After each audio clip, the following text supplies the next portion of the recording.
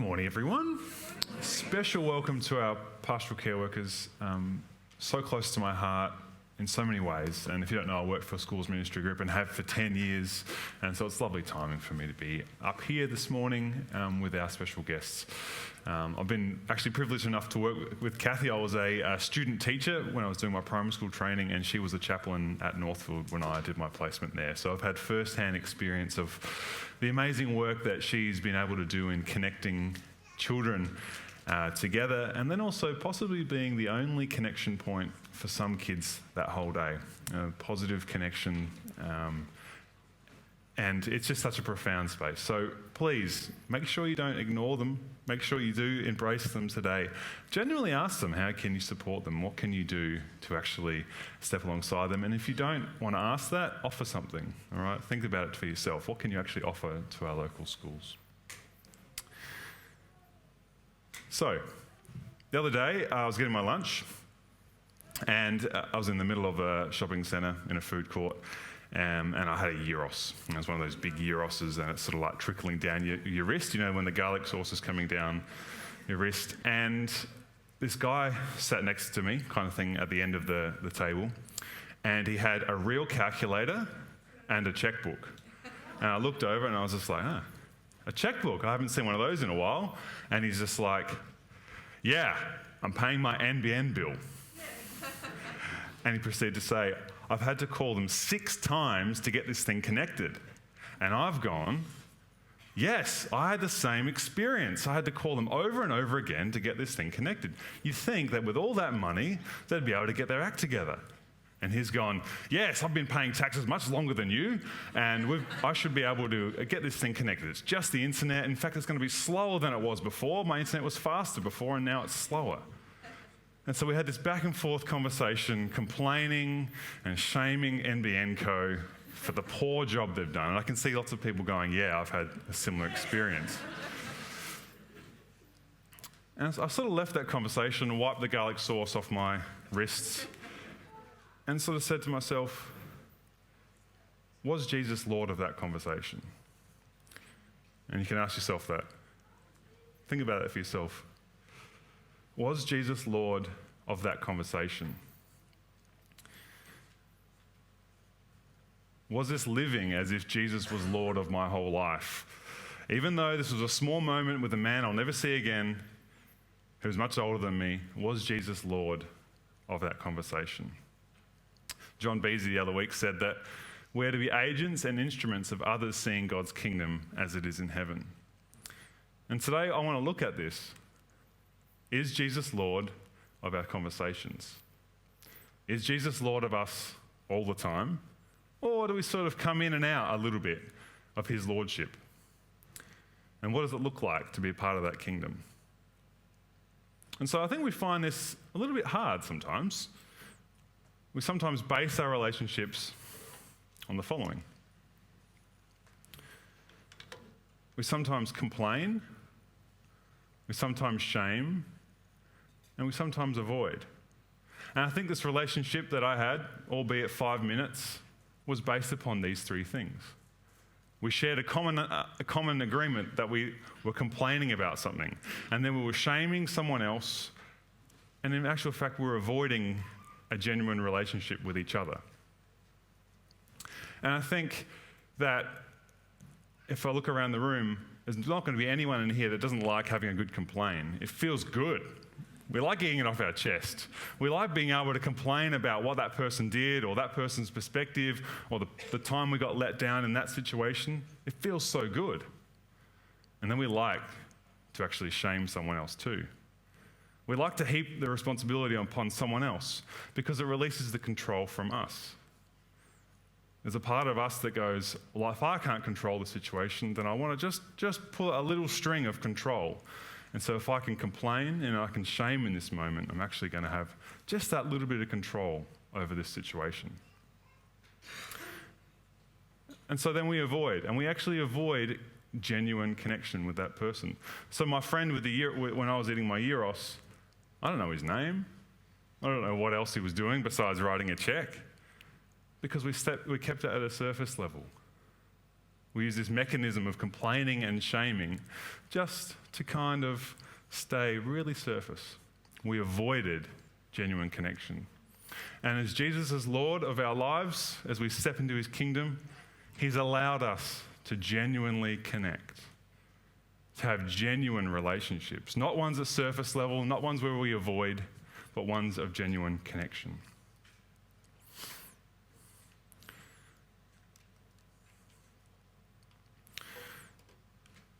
And so Romans 13 says, forget about deciding what's right for each other. Here's what you need to be concerned about: that you don't get in the way of someone else, making life more difficult than it already is for them. I'm convinced, and Jesus convinced me, that everything as it is in itself is holy. We, of course, by the way we treat or talk about it, can contaminate it. And so my little conversation then was holy.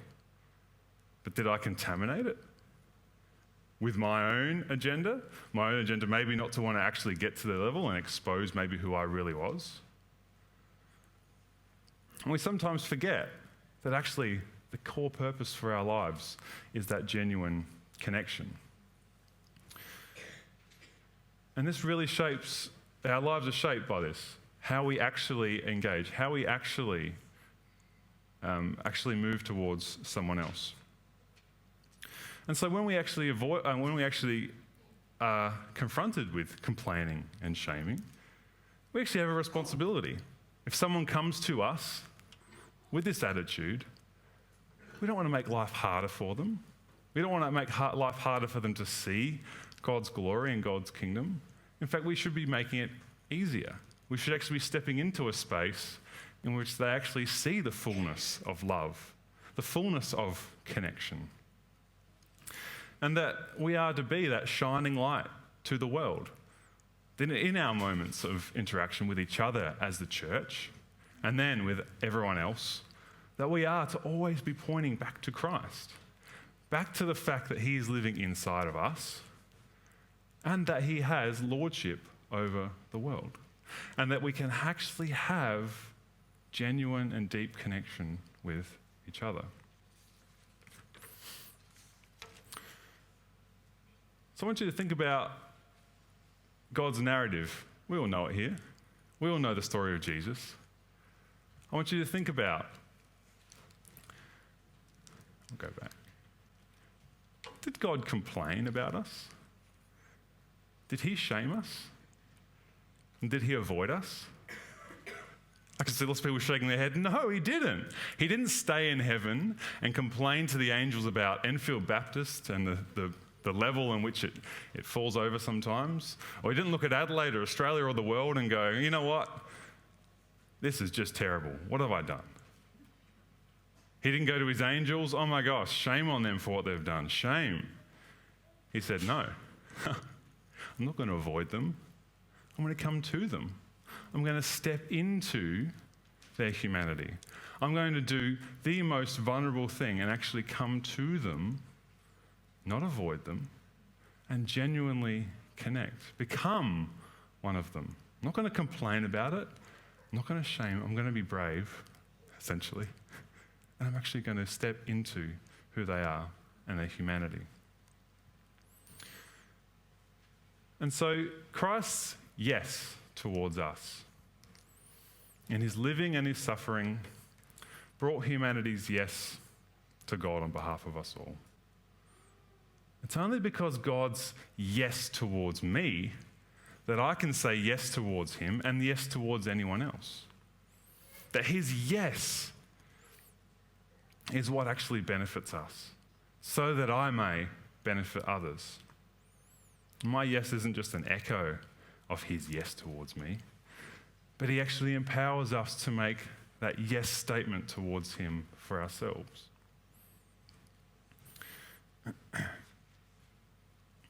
In my spirit, God makes me fruitful because of his yes towards us.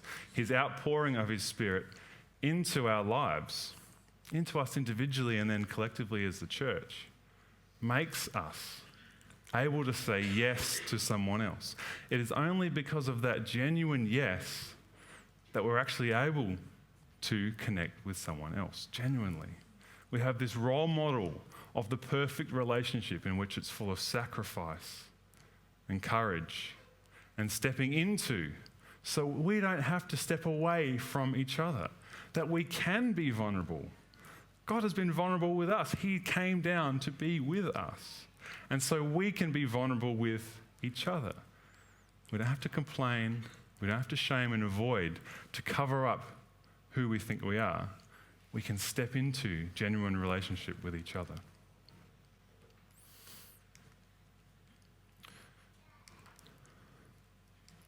It's slow. So 1 Corinthians. For who do you know that really knows you and knows your heart? And even if they did, is there anything that they would discover in you that you could take credit for? Isn't everything you have and everything you are sheer gifts from God? So what's the point of all the comparing, competing? You already have all that you need. You already have more access to God than you can handle. You already have more access to God than you can handle. And so may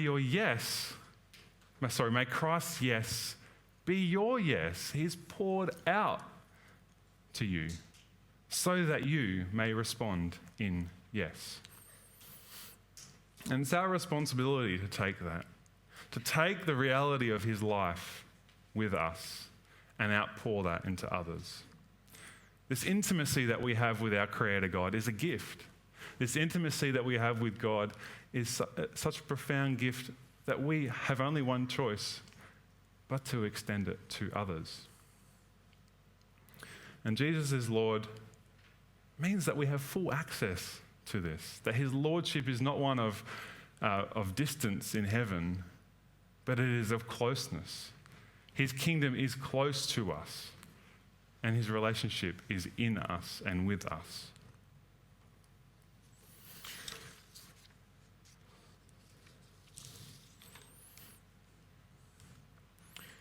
I have this colleague I really look up to. She's really wise, really educated, and I often go to her for sort of guidance on what I should do in different situations. And I went to her the other day and I said, I went with an attitude of complaining. I went in to say, I'm so sick of how this person interacts with me. This person, they're so educated, they're so smart, they should be able to make better decisions, and I'm just so sick of how they're treating me and how they're treating the project I'm working on. I wish they'd just, get themselves together and just hear my perspective. And so I went to her just to really unload and to debrief, just to let her know how much frustration I had. I just went to complain and shame that person.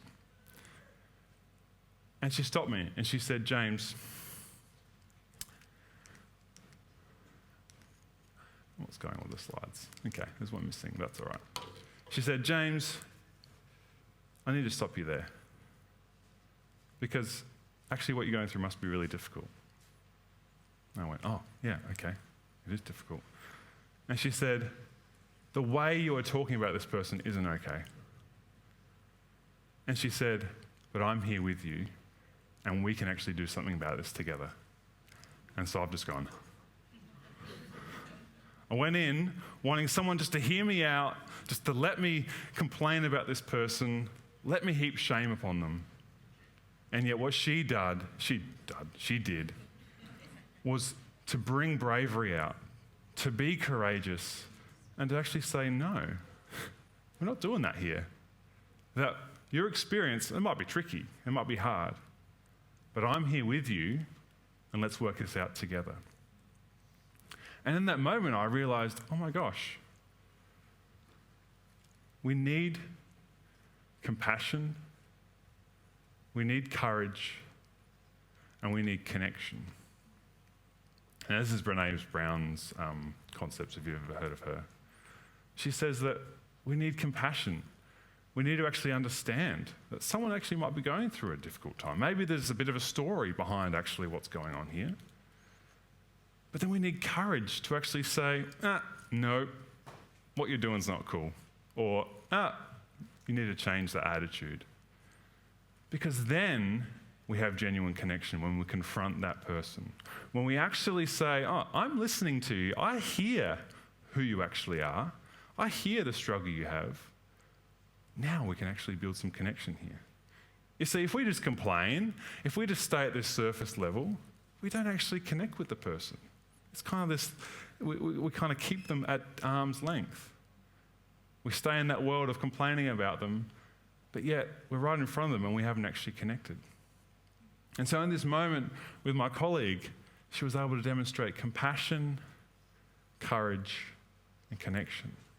And I think the hardest thing there is the courage, because sometimes we don't want to actually speak into someone's life and say, nope, or yes, that's a great idea. It's actually easier for us just to stay at that surface level and go, you know what, I'm just going to keep complaining with you. I'm just going to keep it at that surface level.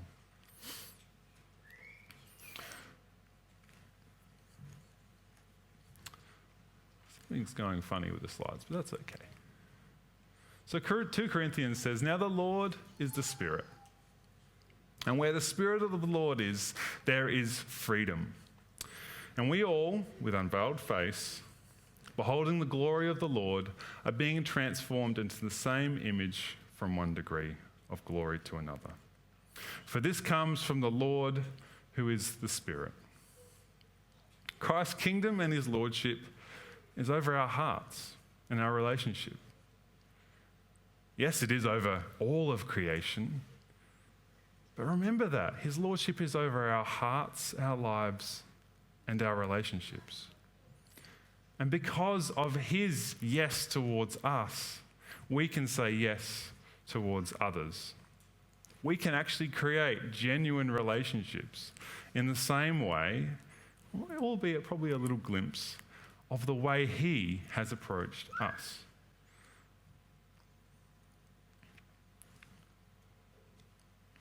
Christ's kingdom is one that focuses on our relationships.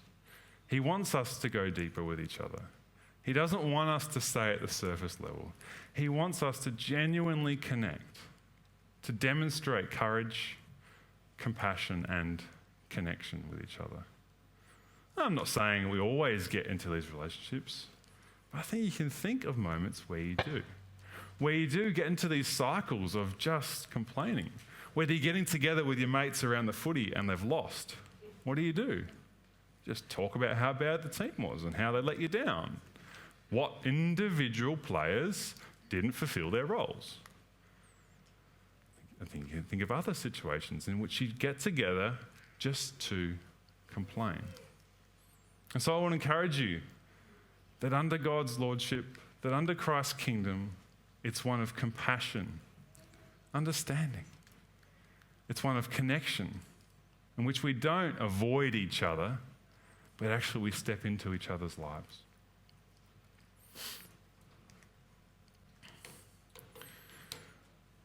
And so I encourage you that think about your relationships. Am I complaining here? Can I show compassion? Am I shaming? Can I show courage? And am I avoiding this person, or am I avoiding something under the surface here? Can I demonstrate connection? Because our God has shown us this in the most amazing way, by stepping into our lives through Christ and outpouring his Spirit into us so that we can say yes in any moment. And that this is a choice that we continue over and over again. I can say yes, coming to Christ globally. But then in each and every moment, in every conversation, and every time you interact with someone, Christ is calling you to say yes in the same way he has said yes to you. So, I urge you, see where you can demonstrate compassion. See where you can demonstrate courage. And see where you can demonstrate connection. Invite the band up. And I want this song to be our prayer today. The lyrics of The One Who Saves, there's a focus on as we offer all to the one who saves us. And I hope that this can be your prayer today, that as you leave, you can offer all that you are to Christ, and that in saying yes to Christ, you were able to say yes to others. So may this be your prayer as we sing together. May this be your prayer as you go out, and I know it's my prayer for you today as well.